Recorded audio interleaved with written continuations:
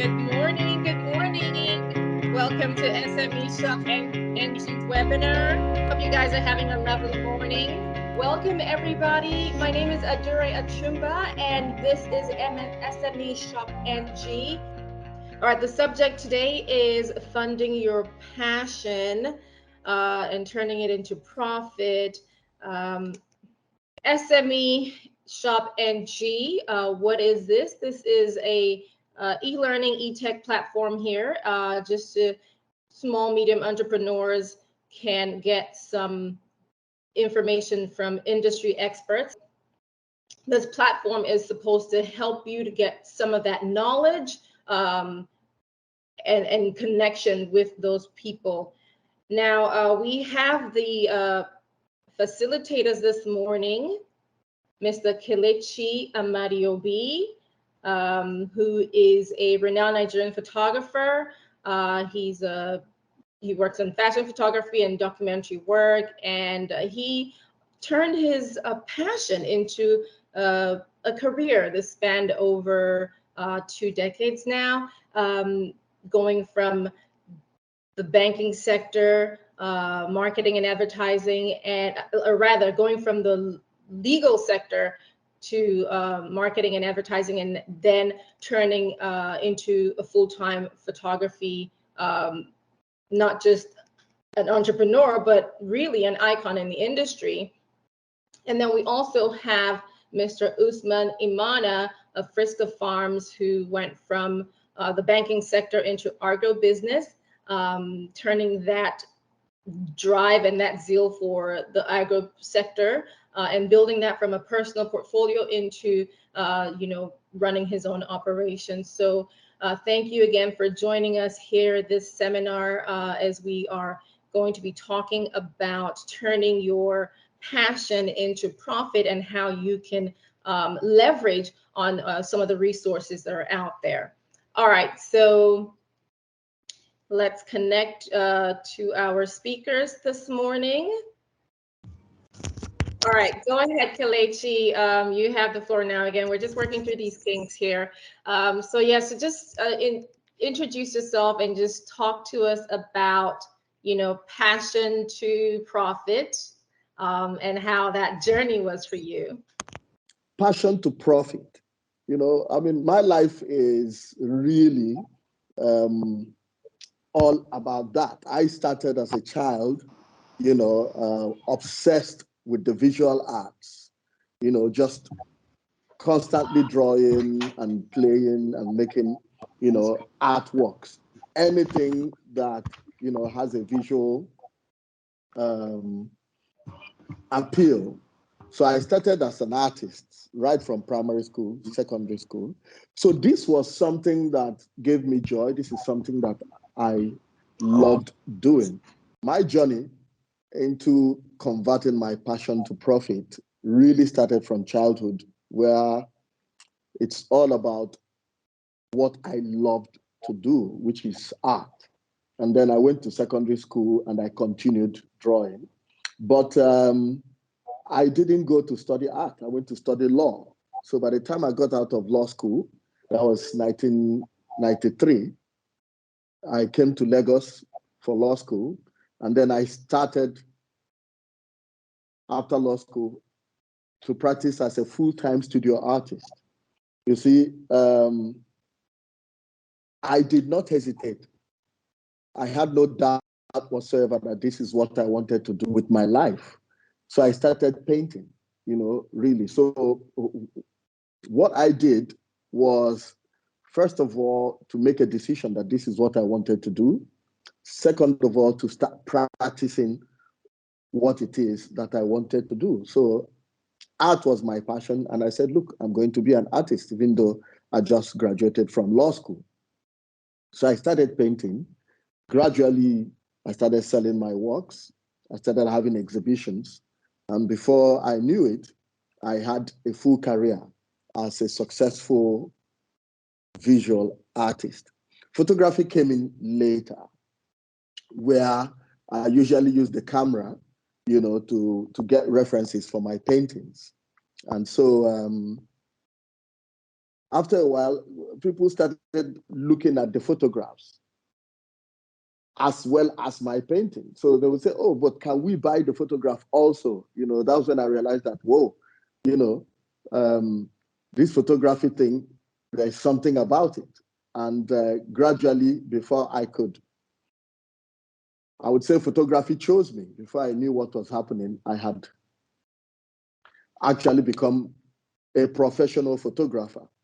So my transition from painting to photography was a gradual one, but eventually I realized that this is going to be a business, and I started applying all the tenets of business. And that was how I transitioned into becoming a photographer.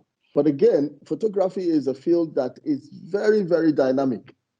The time I started photography, we were in darkroom processing our negatives and printing our pictures ourselves.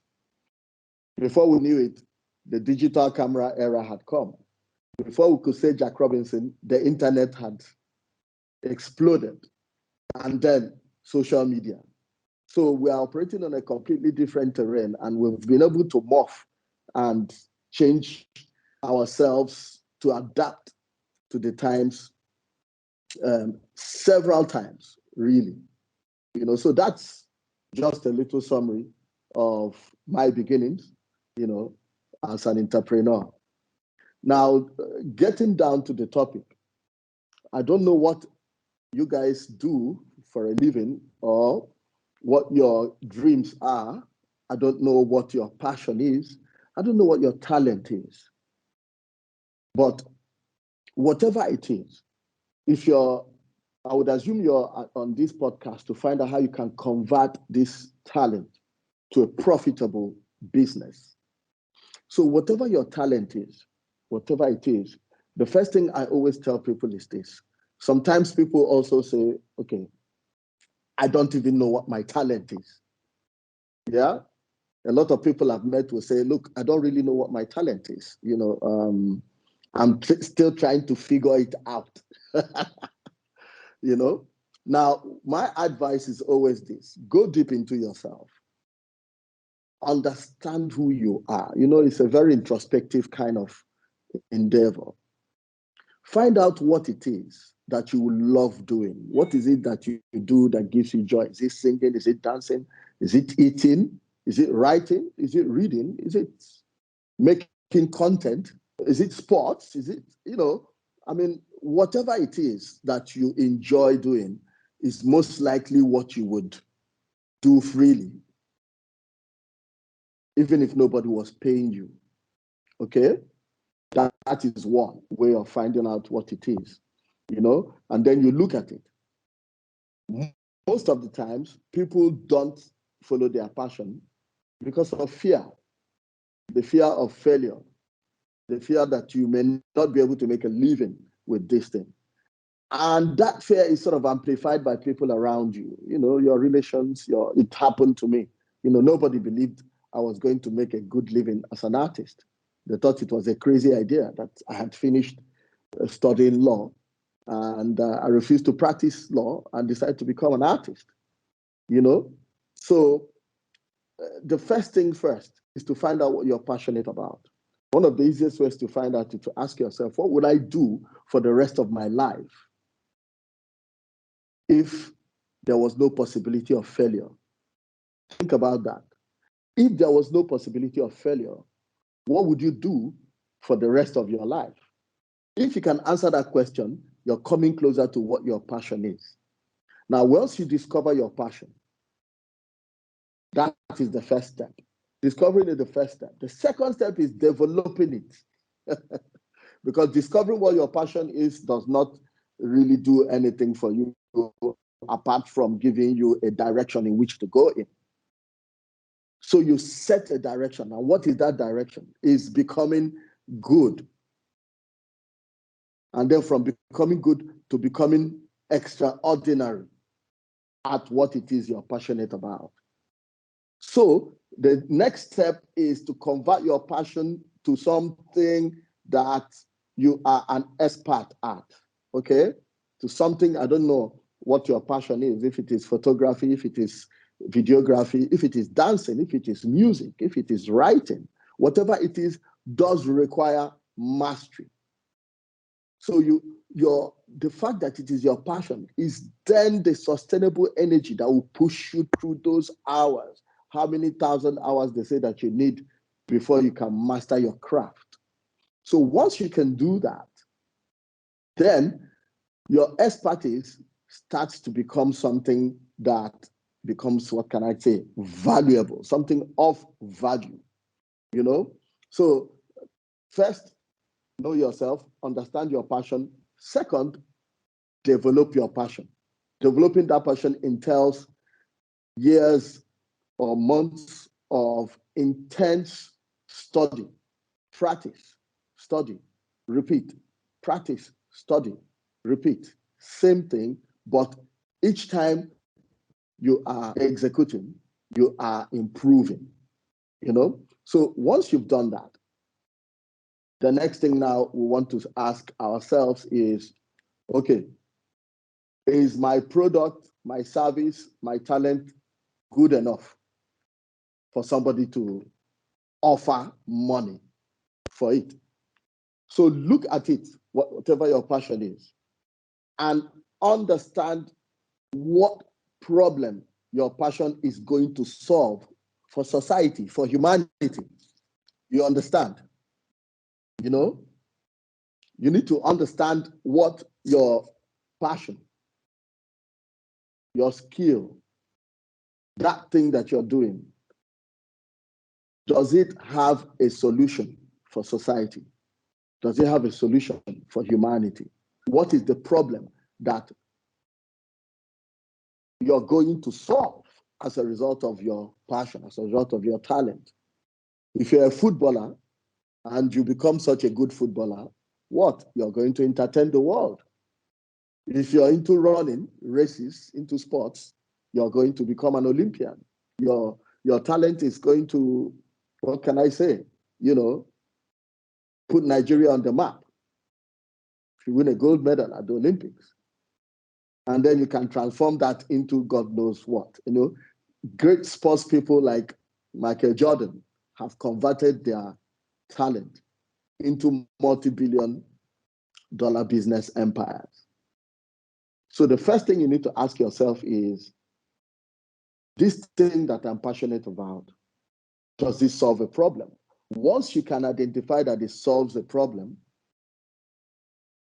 you're on your way to having a kind of business, right? And it could be anything. I'm telling you, a lot of people that are making a hell of money these days, nobody would believe that somebody could make money doing what they're doing. Like stand-up comedy some years back didn't mean anything to anybody. Now people are making skits and they're making so much money. I don't know the name of that guy on Instagram that he doesn't even say a thing. All he does is this. He's making a hell of money on Instagram and YouTube. You know? But then when you look at the intrinsic part of what he's doing, you'll find out that he is solving an existing problem.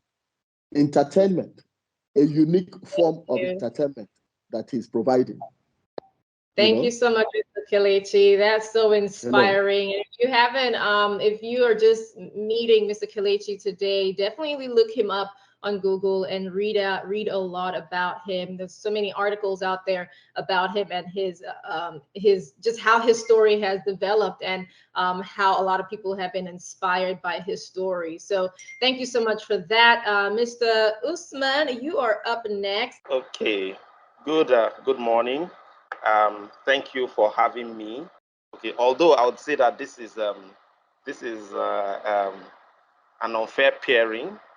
Mr. Kelechi is like a very senior mentor, so I don't know that, being on the same platform with him, yeah, is like you're putting me in a position where you're forcing me to punch out of my weight class.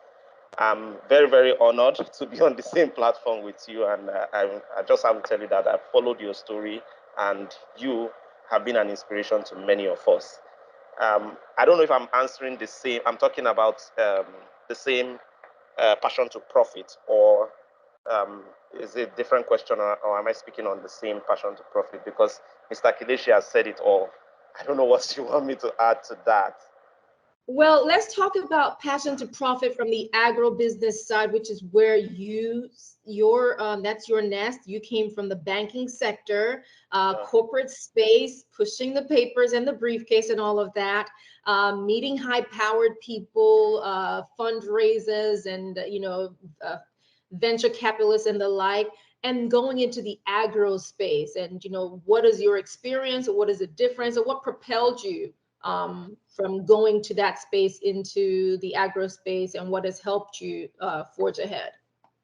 Okay, so thank you. So I, in addition to what Mr. Kelechi has said, I would come from a different perspective, right? Some people are blessed that they have a talent that they are able to identify early in life. Not everybody has that blessing. For me, my journey has been different, right? For starters, I went to a military school, and early on in my life, I thought that I was going to, to be an army officer. But eventually, life happens. I found myself in the university studying a course that, was like settling for what I really wanted. I wanted to study medicine, but couldn't get through, and eventually settled to study biochemistry. Now, at the end of the day, after school, Nigeria happened. There are really no much jobs for people, for biochemists. We don't really have labs, and the opportunities are not really there. So you take what comes to you as it comes. So I was forced to work in PR, branding, and communication, and that was the career path that I followed. But early on in life, I'd always wanted to be an entrepreneur. I'd always wanted to run a business. I guess that you can say that that is also a passion, right? For me, I think that, if you can create value from solving a problem, right?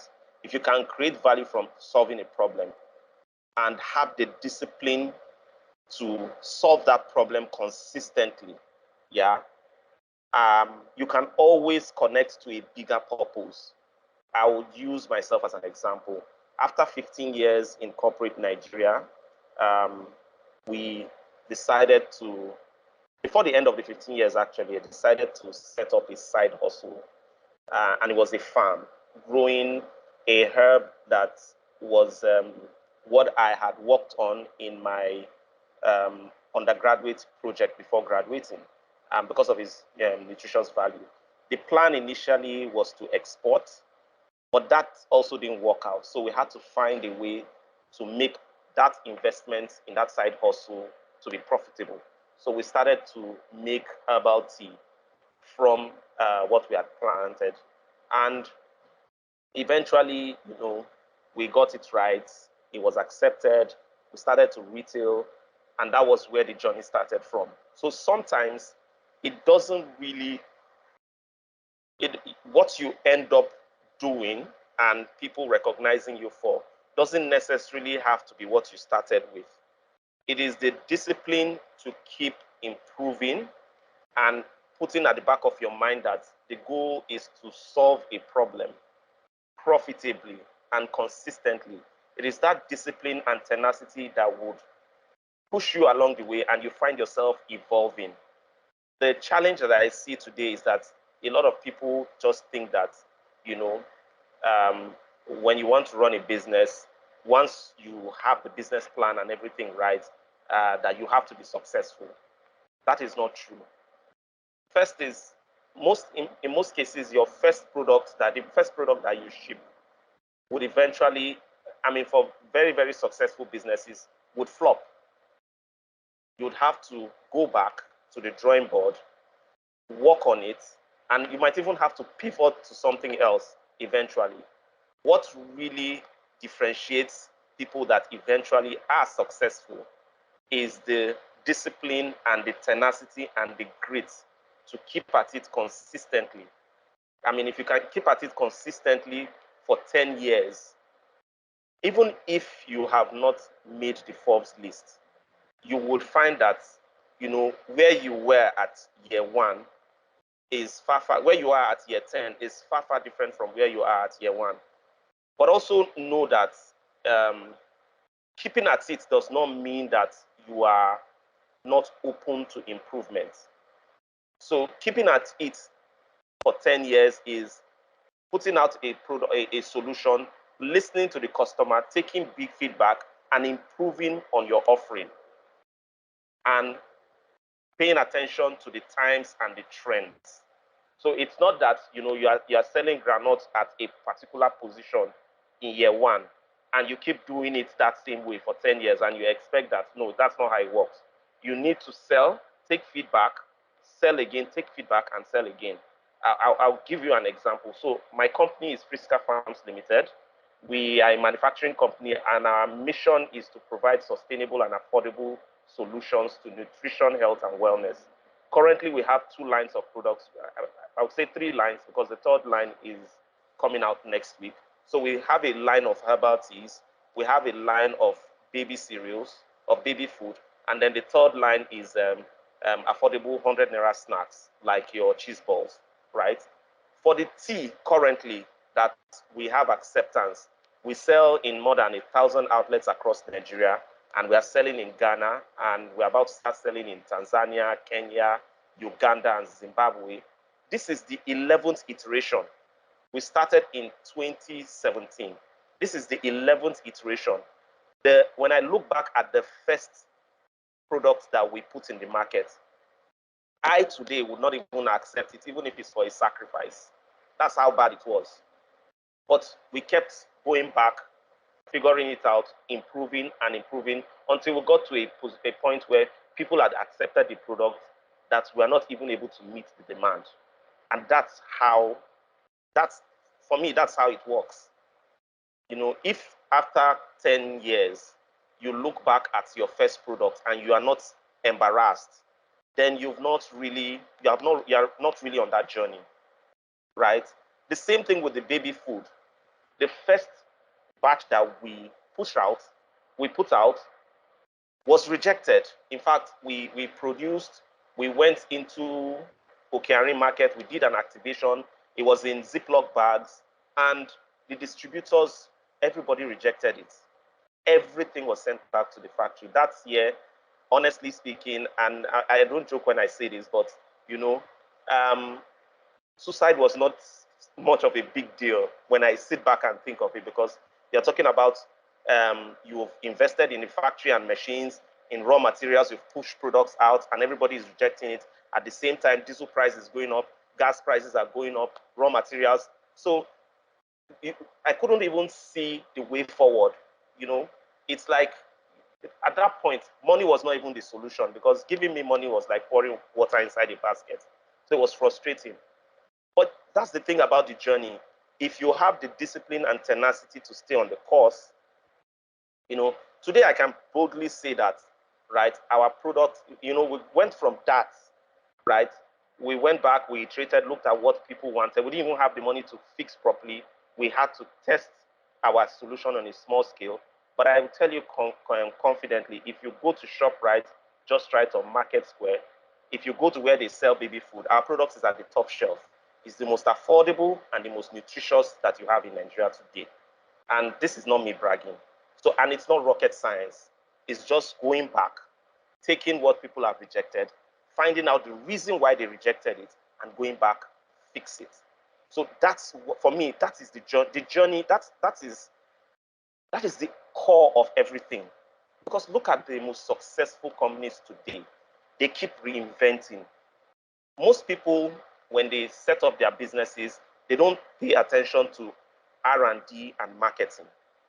Research and development is very, very important. You need to have a system that takes feedback from the customers or the clients, and you need to impute it into your production process to improve consistently. That's the only way you can stay in the game. That's the only way you can stay consistent. So That's one side. And I know that the organizers actually want me to talk about funding, because that's where they feel that my strength lies. Even though Fantastic. That's going to be my next question. I myself, I'm still looking for funding, but it's okay. Yes, please go. Let's just jump right ahead into that Funding. again. Yeah, let's just go ahead and talk about funding again. Just a reminder to our participants here, if you want to read more and learn more about both Mr. Usman and Mr. Kelechi's journeys and just other industry leaders in Nigeria and the Nigerian marketing space, just go on to the SME Shop NG platform and look through the masterclass programs that they've got there, and you can learn a lot more. Of course, we can't squeeze in everything into this 1 hour window, but just as on the back end, just go back and just use that resource to help yourself. So, Mr. Usman, just go right ahead and talk to us about being able to gather that funding. How do you talk to people? How do you convince them to even see your vision? I mean, we're talking about, again, the disruptive nature of business right now, where we're moving from pushing portfolio to, using our cell phones and, just, and encompassing our creativity. So how do we convince people to invest in us? Okay, so let me start by saying that, as the owner of a business, as a CEO, there are three things. You have just three jobs. The first one is to set a vision or a mission and a system that would be able to make that vision come alive. The second job is to hire the right set of people to execute and inspire them. Then your third job is to make sure there's enough money in the bank to keep that business running. Those are the three key things that you should focus on as the owner of a business. Now, so what I'm going to talk about is like funding, and I'm going to try to explain it in very, very simple terms. Like, funding for a business is like fuel for your car. You need it to move forward. In very simple terms, funding is like the fuel that a car needs to move. Without fuel, the car cannot move as fast as it should move. But you see, for you to be able to make that fuel work for you, or anybody to give you fuel, you need to have that vehicle. And you need to be sure that that vehicle can move. Because whether or not you like it, even if you don't have fuel, you can push the vehicle and it can move gradually, right? In fact, you should push that vehicle and it moves gradually, and you are sure that it can move before you look for funding to make that vehicle move. So a lot of times people put the cart before the horse. You need to have a system that works. A system that works in the sense that any business that when money comes in, there's something that processes that money into value, and it is value that people can pay for. And that value, what they pay for the value, has to be more than what was put into the system to create that value. So you need to make sure that there's a system to impute. So fund or raw materials or anything comes in, then that system processes it and brings out an output. And that output is, you can sell that output for more than the input. So that way you have a system that works. Now you can talk to anybody. So there are different ways to raise funds, and it depends on the where you are on your entrepreneurial journey. There are so many entrepreneurs, so many CEOs, but the truth is, not everybody is at the same stage, right? The funding that some people need, right? Some people's prayer point in terms of funding is the money that they just use to flex, for the lack of a better choice of word, right? So we're all looking for money. Excuse me, but the money that I'm looking for is different from the money that Mr. Amadi is looking for or Dangote is looking for. Do you understand what I'm saying? So, but the core of everything is that there must be a system that you must have absorptive capacity. So the people that you are going to meet for money need to know that they are not pouring water into a basket, right? And that you need to be able to show the path to profitability. So if I put this money here, I'm talking like this because I don't want to use the technicalities. I want to say it I want to talk in a way that, I want to talk in analogies that are relatable. I don't want to use financial terms. So you need to be able to prove that when money comes in, you'll be able to process it and bring out value that is more. And then you need to show that this can be done sustainably. That's my advice before you go out and look for money. People have different opinions. Some people just think of a business idea and they want to raise capital. My advice is that you should never do that. You should prove your concept.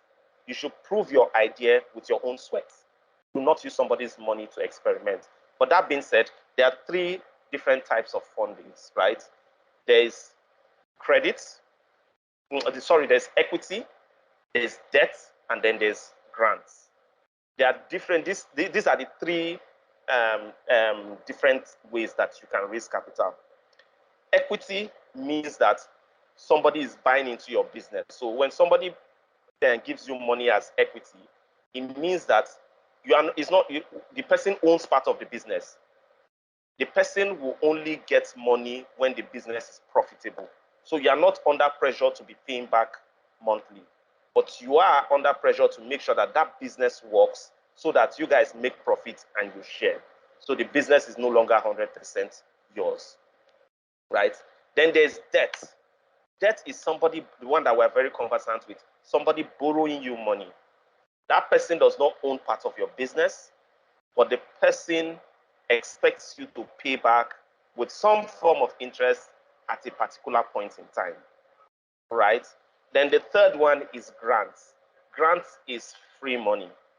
Let me just put it that way. There are different grants, there are different platforms that give out grants, and there are competitions, grants, and all over out there. If you search properly, you would find. Now, that's on one side. Now, in terms of businesses, right, you need to know what stage of business you are.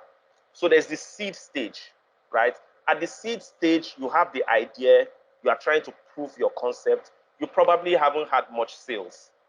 So you've gotten this idea that you want to convert into a business. You want to do the proof of concept to show that it works. It's actually more in your head, right? Maybe you have a small prototype, but you've not gone to market.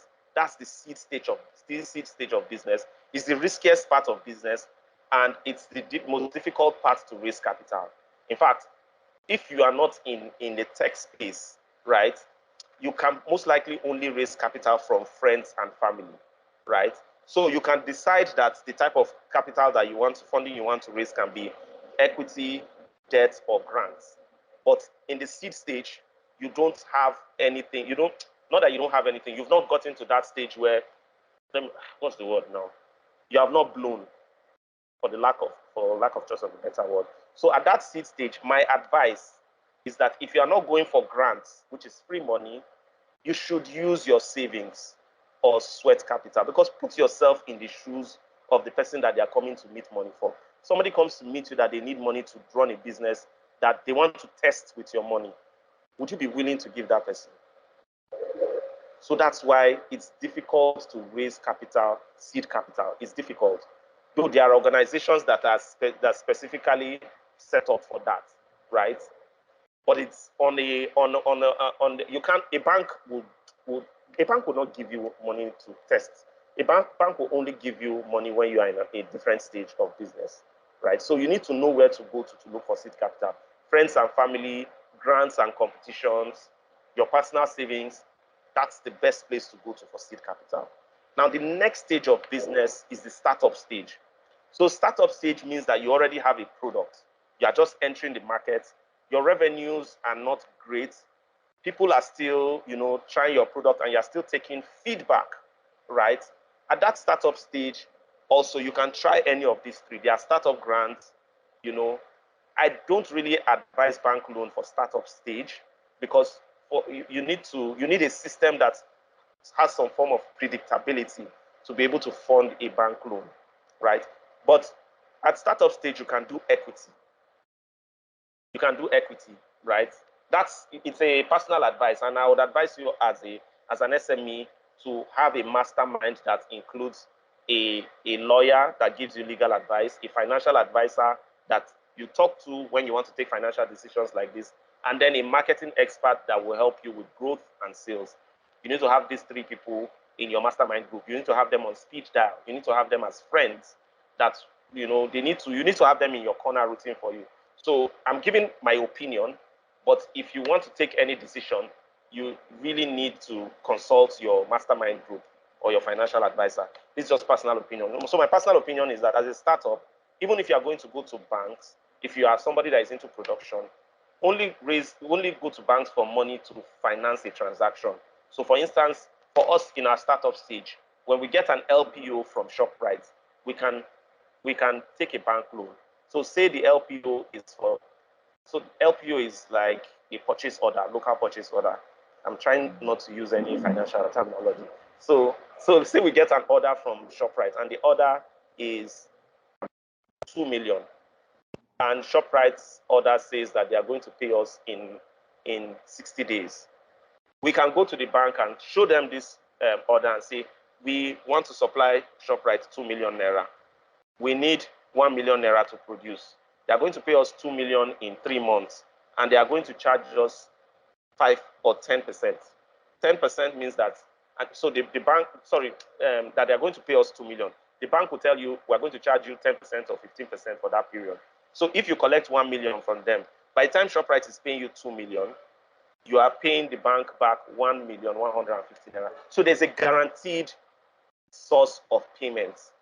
Don't go at the startup stage to go and collect money from bank to buy machines and all that until you've built the market. That's my advice. All right, great. Thank you. All right, so we've hit that mark for questions.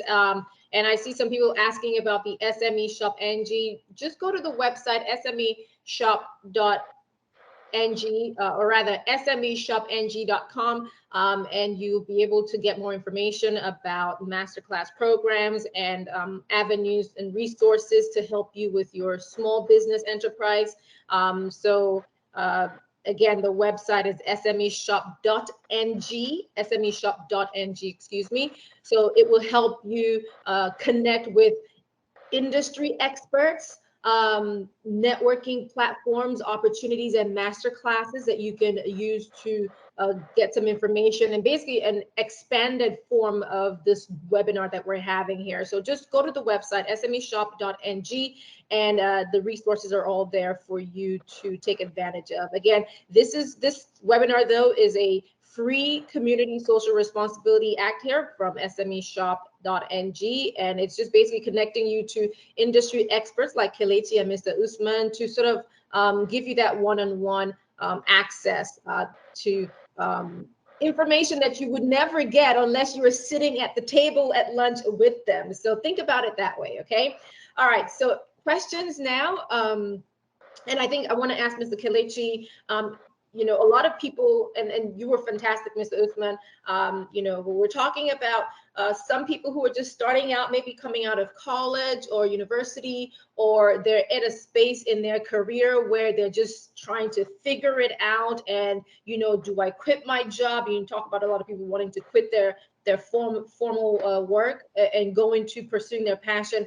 So at that point, at that critical stage, how are they able, or what avenues can they, you know, raise funding, or maybe like you needed to get equipment for your photography work, and that was a lot of money. So, you know, what are some of the ways? And, you know, if you're not privileged to come from a family with wealth, or you have friends that can borrow you money or lend you money, how are you able to get that equipment, and what are the avenues out there that people can take advantage of? I do think that people place too much emphasis on the money, that money that you want. If I had $1 million naira, my business will just blow. You know, if they just give me 100, if my uncle can just buy me this expensive camera, then I can be the best photographer. I want my camera to be like the one Kelechi is using. You know, now that is the wrong way to follow it. You see, people are trying to get successful.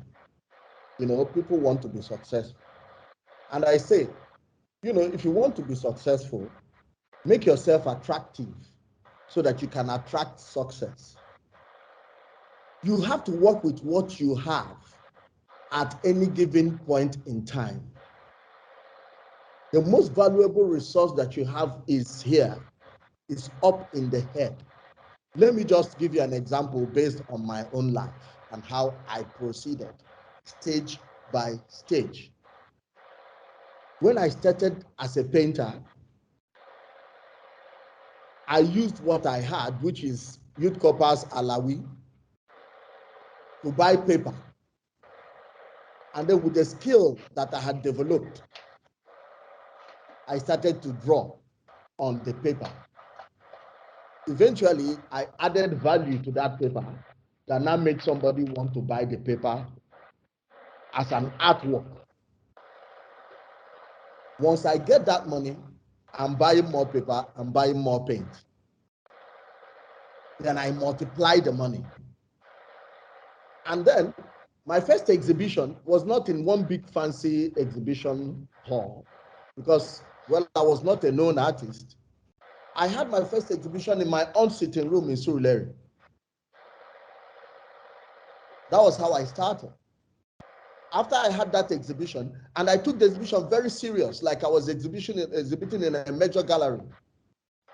I called press people to come and review the work. It was published in the papers. Now, after that exhibition, I now got a sponsor who now said, you know what, we need to have a bigger exhibition for you because I was able to do something with what I had. That is what attracts your funding. So, and I had a major exhibition at the Russian Cultural Center, which sort of launched my career as an artist. By the time I was getting into photography, I was already established as a painter. So I could fund my photographic passion because I was already making money. So like he said, it was my savings from painting that I used to fund the new business, which is photography. So for me, there was something Usman said that made so much sense. Don't go and be collecting money from people when you don't have a product yet. I wouldn't advise that. You need to know how your product is going to convert that money and multiply it before you go and collect funds. For somebody that is young out of school and you have a business idea, yes, you need some funding. You can first put your idea together very strongly, look for grants or find a relation who believes and trusts you, because that's the only way you can get this kind of angel investors for you to be able to start. I mean, that's the way it is. Great, thank you. And I did see one hand by Sandra. Sandra, if you are still here, I am not able to find you on the board. So if you're still here, please identify yourself or type your question in the chat so that we can get to it right away, please. Again, you've got the in the chat, you have the website there to get you more information. Friends, I can't see the full board for some reason here, so please go into the chat and type your question. We have only 3 minutes left to take any quick question, but otherwise, just go and visit the SME Shop NG platform for more information about the master classes and how you can get help for your small and medium enterprise. You can get different e-learning products or e-learning facilitations on there that can help you grow in your local business, especially in a space like Nigeria. So again, if I've got any questions, sorry friends, I'm not able to see your full view here. So if you've got any questions, just go ahead. All right, so I see one question here about exhibitions. How can you organize one on your own? So Mr. Kelechi, you've got that experience there. You did say you did it in your living room, but help us out. We might not have that great home that people can be invited to for something like that. So what other avenues are there? Well, the truth is this. What is an exhibition? An exhibition basically is to put your work out there. For an exhibition really is to show your work. I think people just have just one way of thinking about exhibition. You can exhibit your work. All you need to do is to find a good place to put it and the way to bring people. Yes, it is ideal to go to the big galleries, but then, I mean, you know, if you're really starting, you can have a cocktail and invite your friends and people you know and all your network into whatever space you have. Just make sure the lighting is good, the walls are clean, you know, buy some red wine and some white wine and put some quiet music. That is an exhibition. You can start with what you have. Now, the exhibition I had, I didn't even have a house. I was staying with my aunt.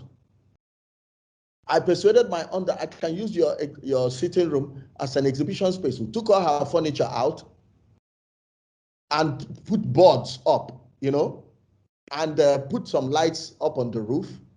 And that was it. And I then said, okay, what do you need to do for an exhibition? You have to publicize it. Before then, there was no social media. That was around 1995. There was no social media then. So if you wanted to publicize your stuff, you need to publish it in the papers. So I called the press preview.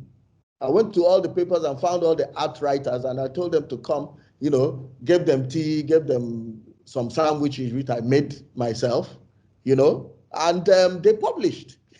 I showed them my work, explained it, you know, took my work to some art critics. The critic took down and wrote, you know, a little essay on the work, and that was it.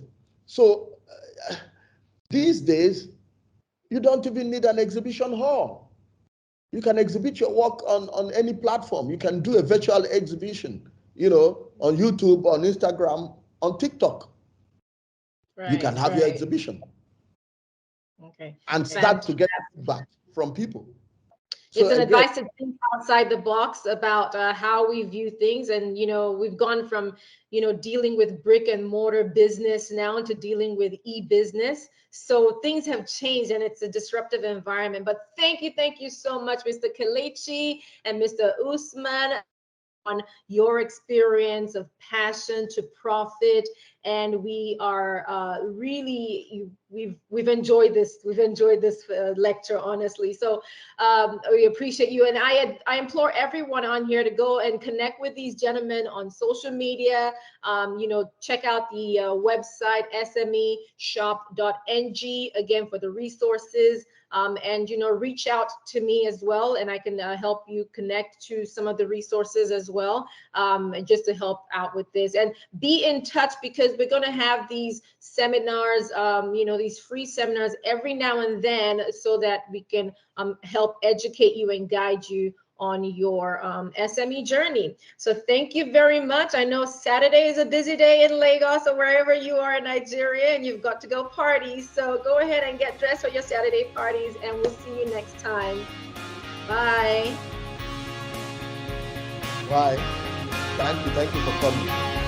Thank you. Thank you.